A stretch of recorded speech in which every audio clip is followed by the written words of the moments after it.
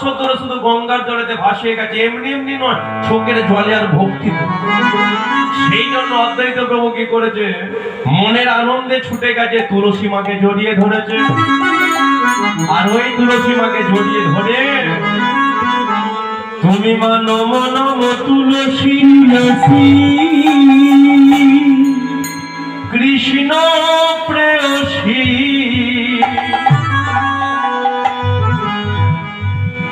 রাধা কৃষ্ণের চরণে পাব এই অভিলাষে। নম তুলসী কৃষ্ণ প্রেয়সী, রাধা কৃষ্ণ চরণ পাব এই অভিলাষে। নম নম তুলসী কৃষ্ণ প্রেয়সী, রাধা কৃষ্ণের চরণ পাব এই অভিলাষে। নম নম তুলসী কৃষ্ণ প্রেয়সী, রাধা কৃষ্ণ চরণ পাব এই অভিলাষে। জীবতার নামে লয় মনোবাঞ্ছা পূরণ হয়, দেবতার নাম নয় মনোবাঞ্ছা পূরণ হয়। জীবতার নামে লয় মনোবাঞ্ছা পূরণ হয়, দেবতার নাম নয় মনোবাঞ্ছা পূরণ হয়। নয়নে দিও সদাই যুগল রাশি। নম নম তুলসী কৃষ্ণ প্রেয়সী, রাধা কৃষ্ণ চরণ পাব এই অভিলাষে। নম নম তুলসী কৃষ্ণ প্রেয়সী, রাধা কৃষ্ণের চরণ পাব এই অভিলাষে। রাধা কৃষ্ণ চরণ পাব এই অভিলাষে। রাধা কৃষ্ণের চরণ পাব এই অভিলাষে। রাধা কৃষ্ণ চরণ পাব এই অভিলাষে। বলি একবার চৈতন্য মহাপ্রভুকে, গিরিধারী শ্রীকৃষ্ণকে। তাহলে সেই আমরা ঘুরে ফিরে তুলসীর কাছে এলাম, যার কথা আমরা এতক্ষণ ধরে শুনছি। এবার আমরা জানবো যে এই তুলসীর বাবাকে, তুলসীর মাকে, তুলসীর জন্ম কিভাবে হয়েছিল, কেন তুলসী মেয়ে হয়ে বৃক্ষ রূপটাকে ধারণ করলো। ঠিক আছে, এবার অল্প সময়ের মধ্যে তার এবার উত্তরগুলো আমরা পাবো, মন দিয়ে এবার শুনতে দেবো। পুরাকালে ছিলেন রাজা,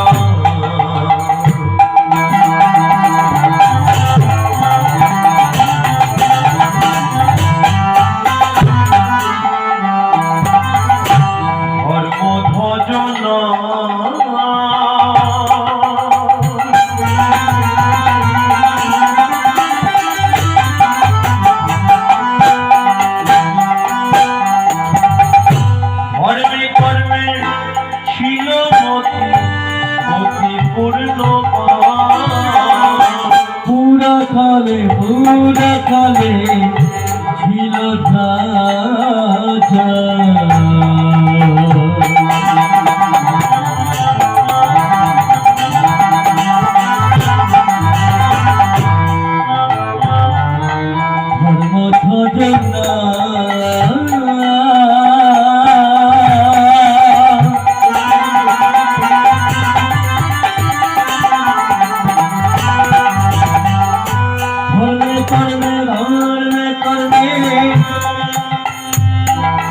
ছিল রাজা,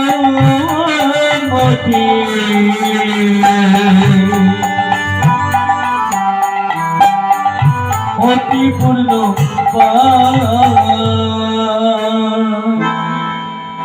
শাবনিয়া বংশের রাজা ছিল ধর্মধ্বজ। তাহলে যে বংশটার নাম হলো শাবনিয়া বংশ, ধর্মধ্বজ হলো রাজা। যে ধর্মধ্বজ ছিল তুলসীর বাবা। তাহলে তুলসীর মা কে ছিল? মাধবী নামেতে পত্নী।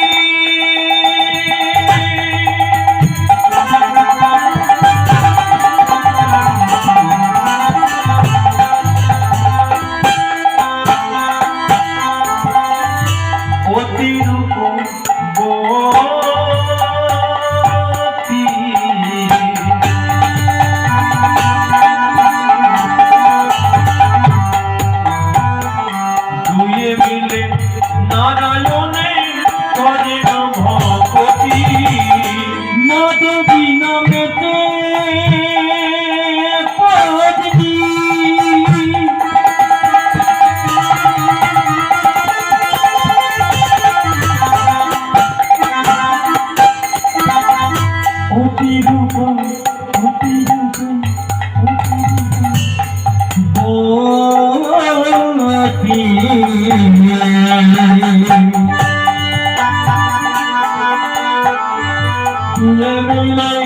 নারায়ণে করিল ভক্তি তারা সদাই করে হরির ভজন, সদাই করে হরির ভজন সদাই করে হরির ভজন। সদাই করে হরির ভজন ওই হরি ছিল শ্রীনারায়ণ, সদাই করে হরির ভজন ওই হরি ছিল শ্রীনারায়ণ। সদাই করত হরির ভজন আজ ধর্মে করবে ছিল সদাই মজন, করে হরির ভজন আজ গুরুকে পাবে বলে সদাই করে হরির ভজন হরি হরি হরি বলে। সদাই করে হরির ভজন হরি হরি হরি বলে সদাই করে হরির ভজন সদাই করে হরির ভজন দুয়ে মিলে নারায়ণে করিল ভক্তি দুয়ে মিলে নারায়ণে করিল ভক্তি।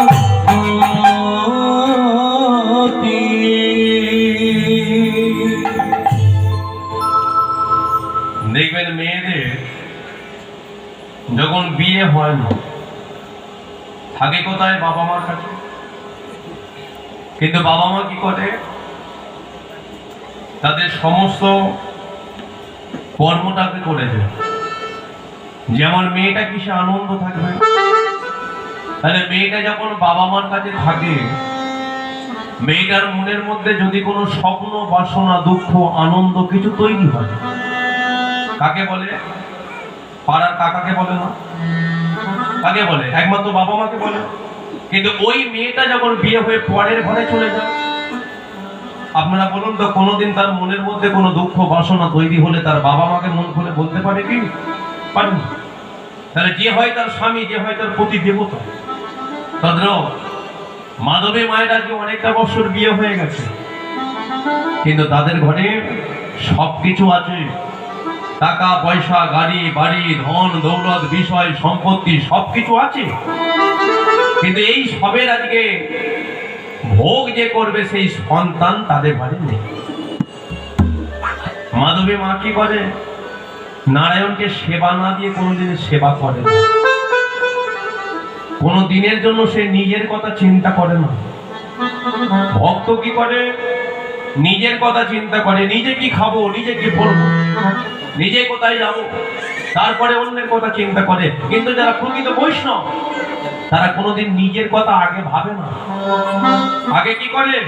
ভগবানের কথা চিন্তা করে, তারপরে তাদের কথা চিন্তা ভাবনা করে। তাই মাধবী মা প্রতিটা দিন নারায়ণের চরণ তলে বসে শুধু একটা প্রার্থনা করে, আমাকে একটা সন্তান তুমি দাও। কিন্তু সন্তান নিজের জন্য চাইছে। ভগবান আজকে বলে উঠলো যে কোনো ভক্ত যখন স্বার্থ নিয়ে আমার কাছে আসে, সেই ভক্তের দিকে আমি তাকাই না, মুখ ফিরিয়ে থাকি।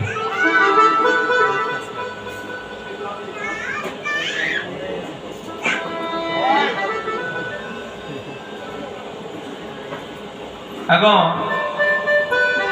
ভগবান দেখবেন ভক্তদের দিকে লক্ষ্য রাখে কখন জানেন? যে ভক্তটা তার কাছে আসে, ভগবান তার দিকে তাকিয়ে থাকে। কত দামি শাড়ি পরে আমার কাছে আসছে আমি ওটা দেখি না, কত সুন্দর চুলের বেনি বেঁধেছে আমি ওটা দেখি না, কত আমার জন্য রাজভোগ রাজমিষ্টি নিয়ে আসবে আমি ওটা দেখি না। শুধু আমি একটা জিনিসই দেখি, যে ভক্তটা আমার কাছে আসছে তার অন্তরে কি ভক্তি আর নয়নে জল আছে। আরে ওরা যে মনের কথা আমাকে জানাবে, আমি তো আগে থাকতে সব জেনে বসে আছি। ওদের ঘরে মানুষ করে পাঠিয়েছে আমি, যেদিনকে ওদের জন্ম হয়েছে সেই দিনকে ওদের কপালে মৃত্যুর দিন ক্ষণ টাইম আমি লিখে দিয়েছি। কিন্তু মানুষ কি করে? নিজের দুঃখের কথা ভগবানকে জানায়, নিজে বিপদে পড়েছে নিজের বাসনার কথা ভগবানকে জানায়, আমার একতলা বাড়ি দুতলা করে দাও। আরে তুমি কেন জানাচ্ছ? ভগবান তো আগে থাকতে জানে তোমার কি হবে কি না হবে। ও যদি মনে করে তোমার 500 টাকা ইনকাম আছে, তুমি যদি চাও যে আগামীকাল 2000 টাকা ইনকাম করবো, করতে পারবে কি? ভগবান যদি মনে করে, ওর কাজ কি জানেন? ভগবানের কাজ হলো এটাই, যে গরিব তাকে ধনী করো, আর যে ধনী তাকে 1 সেকেন্ডের মধ্যে ভিখারি রাস্তার ধুলোর সঙ্গে মিশিয়ে দেব। এটাই হলো ভগবানের কাজ। মানুষ দেখবেন হাসে, কিন্তু ভগবানও হাসে। কখন জানেন? মানুষ তো হাসে, ভগবান কখন হাসে? এটা তাহলে শোনো, কোন ভাই ভাই যখন জায়গা জমি নিয়ে মারপিট হয়, এ বলে আমার, ও বলে আমার, ভগবান তখন মুচকি হেসে বলে তোরা কার সেটা জানিস? তোরা বলছিস এটা আমার, ওটা আমার, সেটা আমার, এই জায়গাটার মধ্যে আমি বিল্ডিং খাটাবো।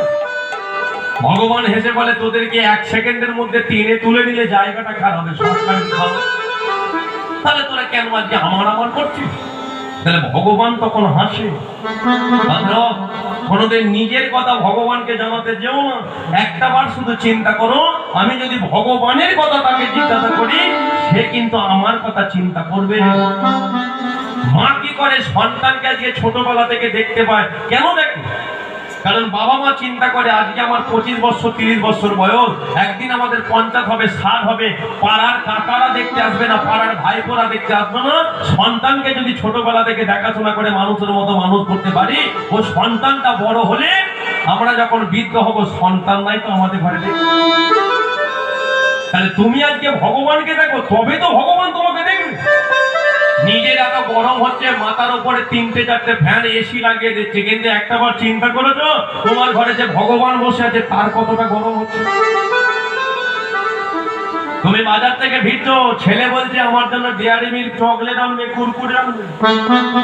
আমার মেয়ে বলে 3 বছরের বয়স আমার মেয়ে, কীর্তনে যখন বেরোই তখন আমাকে গাড়িতে উঠবেই।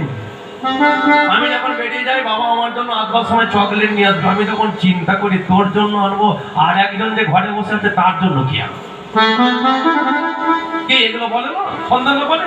কিন্তু একটা কথা, তুমি নিজের সন্তানকে নিজের সন্তান মনে করছো। তোমার বাড়িতে যে দেখবেন অনেক বাড়িতে গোপাল রাখে, গোপাল রাখে না, অনেক বাড়িতে রাখে। কিন্তু একটা কথা, নিজের ছেলেকে যেমন ভাবে তৈরি করছো, গোপাল অনেক বাড়িতে থাকে, সেই গোপালকে সেইভাবে কি তৈরি করতে পারে? কিন্তু অনেকে বলে গোপাল হলো আমার ছেলে। আরে গোপাল যদি ছেলে হবে, তাহলে গোপালকে আজকে ছেলের মতোই তুমি দেখাশোনা করো, তবেই তো গোপাল তোমাকে কৃপা করবে। নাহলে গোপালকে তুমি ঘরে এনে পাড়ার মধ্যে বেরিয়ে বলছো ও আমার ছেলে, নিজের ছেলেটাকে নিয়ে তুমি ঘুরছো, নিজের ছেলের গরম হচ্ছে, তার মাথা তলায় বসে আজকে পাকার বাতাস করছো, গোপালকে গরমের মধ্যে একটা ঘরে রেখে দিচ্ছ, তার কি গরম? তাহলে সে তোমার ছেলে হলো। মাধবী মা চিন্তা করে আমার কথা বললে হবে না। বিয়ের পর থেকে বলেছে যে আমাকে সন্তান দাও, কোনোদিন দেয়নি। তার মনে থাকে আমার স্বার্থ আছে, ভগবান এই জন্য দিচ্ছে না। একটাবার মাধবী চিন্তা করলো আমার নিজের জন্য সন্তান চাইবো না, একমাত্র তোমার ভালোর জন্য আমায় একটা হরিভক্ত কৃষ্ণ ভক্ত সন্তান দাও। বলুন কোন মা কি বলে যে আমার সন্তানটা জন্ম নেবে একটা হরিভক্ত কৃষ্ণ ভক্ত করে দিও? কারণ সন্তান যদি হরিভক্ত কৃষ্ণ ভক্ত হয়, বাবা মার একটা লাভ হয়ে যায়, বাবা মার একটা লাভ। কারণ সন্তান যদি হরিভক্ত কৃষ্ণ ভক্ত হয়, বাবা মার অপরিবর্তিত ওই সন্তানের মন টানবে ভগবানকে 3 বেলা আমি সেবা দেব।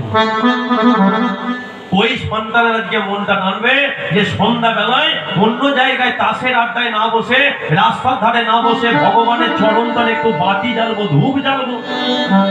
তাহলে সন্তান যদি হরিভক্ত না হয়, ও স্কুল থেকে ফিরে তো খেলার মাঠে যাবে, ওখানে গিয়ে আড্ডা মারবে।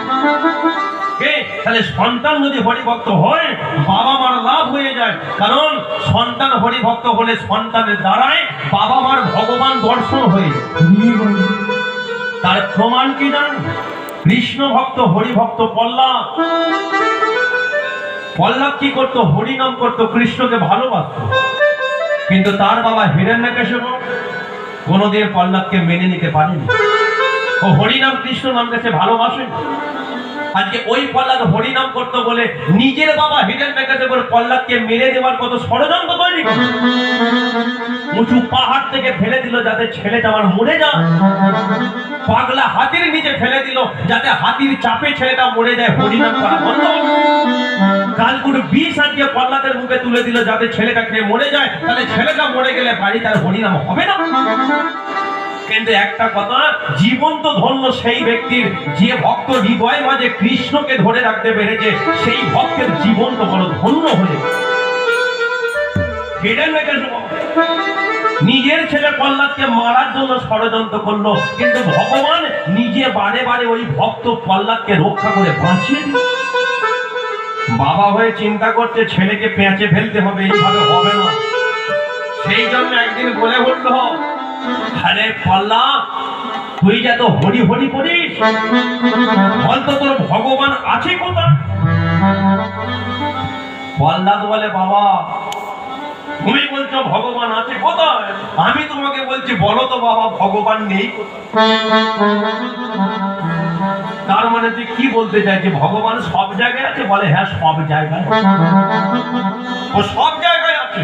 বলে কোথায় আছে? ও তোমার সামনে আছে, পিছনে আছে, ডায়ে আছে, বাঁয়ে আছে, পূবে আছে, পশ্চিমে আছে, দক্ষিণে আছে, উত্তরে আছে, নিচে আছে, ওপরে আছে, ফুলে আছে, ফলে আছে, জলে আছে, স্থলে আছে, পিঁপড়ের মধ্যে আছে, আবার আমাদের রাষ্ট্রপতির মধ্যে একমাত্র ভগবান শ্রীকৃষ্ণ বেঁচে আছে। নিতাই গৌর হরি বল। তাহলে ভগবান নেই? হিরণ্যকশিপু বলে উঠলো, হ্যাঁ রে প্রহ্লাদ, তোর ভগবান যদি সব জায়গায় থাকে তাহলে বলতো তোর এই ইটের স্তম্ভটার ভেতরে কি ভগবান আছে?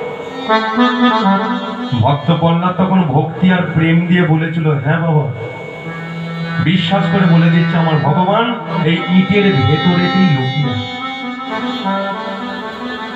ঠিক আছে, দেখি আমরা এখন গদা দিয়ে স্তম্ভটা ভেঙে দেবো, কেমন তোর ভগবান ইটের ভেতর থেকে বেরিয়ে আসে।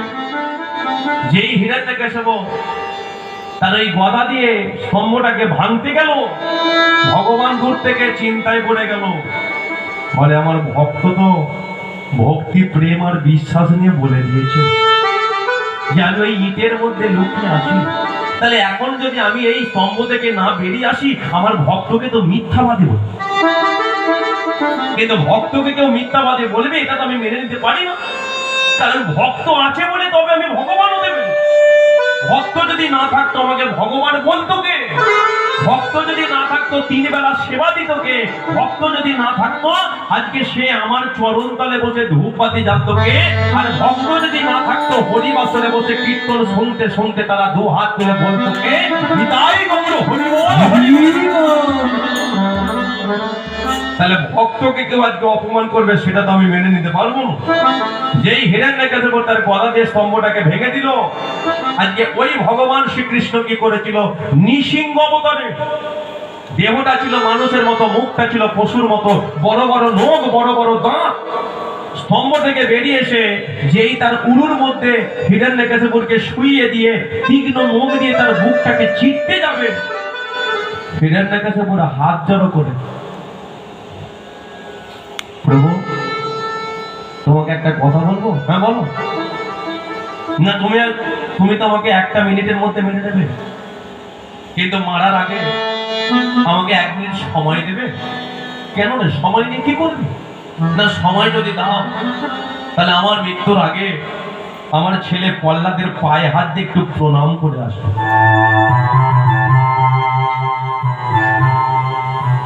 ভগবান তখন বলেছিল, ও তো তোর নিজের ছেলে প্রহ্লাদ, তোর প্রহ্লাদের পায়ে হাত দিয়ে প্রণাম করবি কেন? হিরণ্যকশিপু তখন বলেছিল, বাবার নিজের ছেলে হতে পারে, আজকে ওই ছেলে হরিনাম করতে বলে কত অন্যায় করেছি, কত অত্যাচার করেছি, কিন্তু বারে বারে তুমি রক্ষা করেছো। তাহলে আমার ছেলে প্রহ্লাদ কি করলো? ভালোবেসে তোমাকে পেলো, আর আমি তো ছেলের জন্য শত্রু রূপে তোমাকে সামনে দাঁড়িয়ে দর্শন আমি করতে পারলাম। তাহলে আমার ছেলের পায়ে হাত দিয়ে প্রণাম করবো না তো কোথায় করবো? সন্তান যদি হরিভক্ত হয় কোনো দিন আজকে বাবা মার কষ্ট হয় না।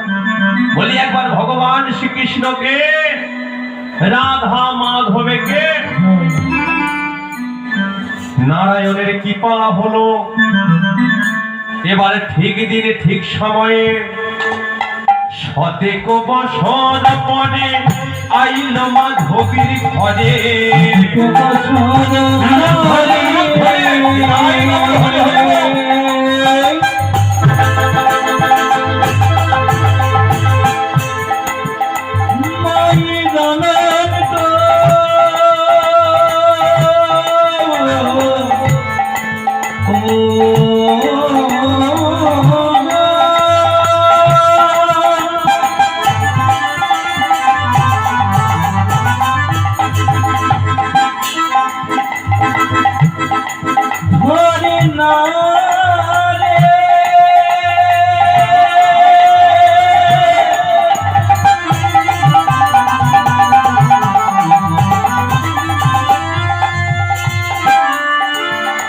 কন্যা সন্তান কোলে পেয়ে মায়ে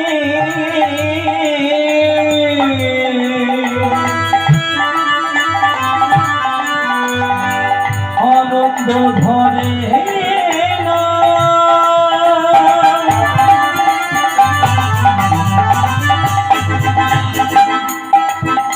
ধরে না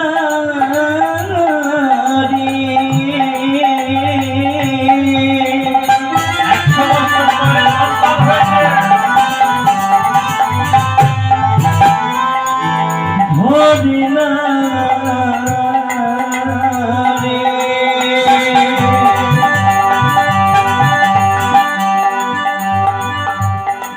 ধরে না রে।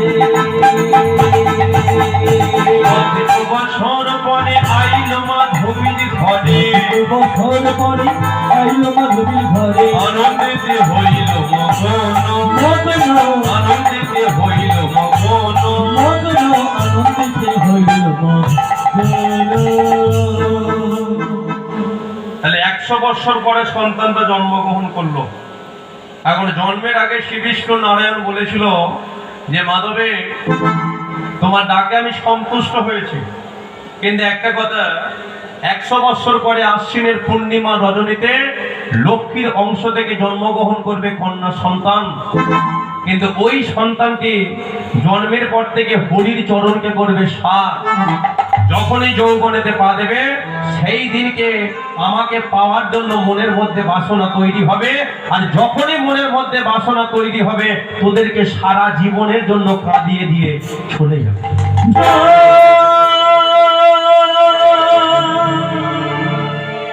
বলো না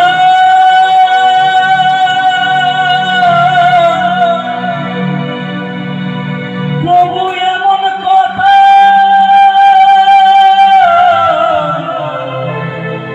বলো না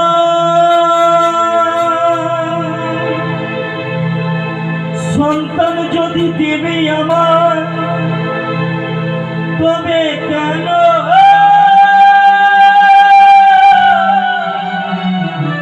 কেড়ে নেবে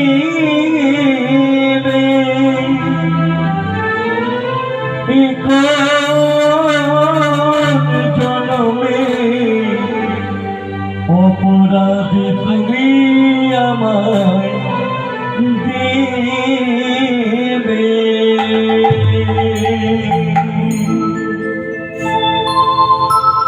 ধর্মদাদেরকে সান্ত্বনা দিচ্ছে মাধবী, মেয়েটাকে জন্ম নিয়ে ও মেয়েটাকে ছোটবেলা থেকে আদর দিয়ে মায়া মমতা দিয়ে আমরা তৈরি করব, কিন্তু দেখবে ও মেয়েটা আমাদেরকে ছেড়ে যেতেই হয়তো চাই।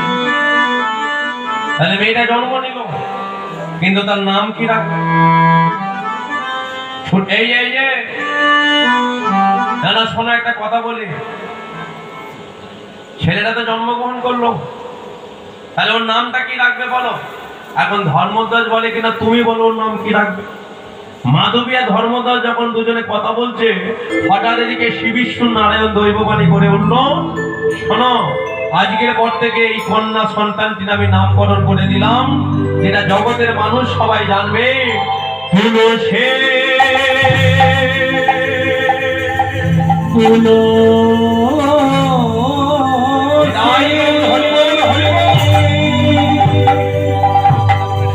আমাদের আপনাদের সমাধান তুলো